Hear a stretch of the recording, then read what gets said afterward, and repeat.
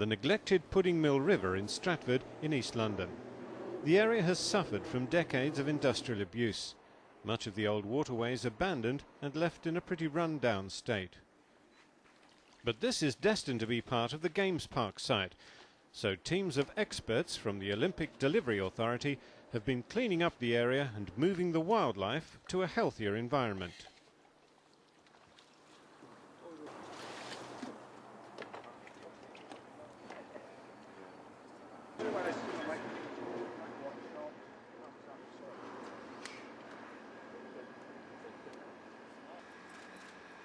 They've relocated fish, including pike and eels, from the small riverway into the broader and fresher River Lee.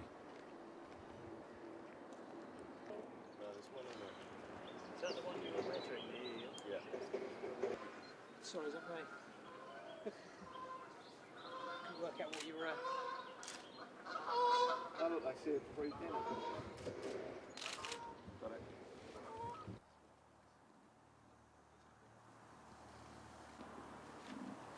They've also been capturing up to 2,000 newts and hundreds of toads from the site and carefully moving them to specially constructed ponds elsewhere. This is all part of a continuing programme of ecology work by the Olympic Delivery Authority. Many of the species will end up at Waterworks Reserve near the Olympic Park. This is just a small element of the well-heralded commitment by the London officials to make sure that a lasting legacy exists in the region after the Olympic Games are well and truly over. This commitment, a cornerstone to the team's philosophy.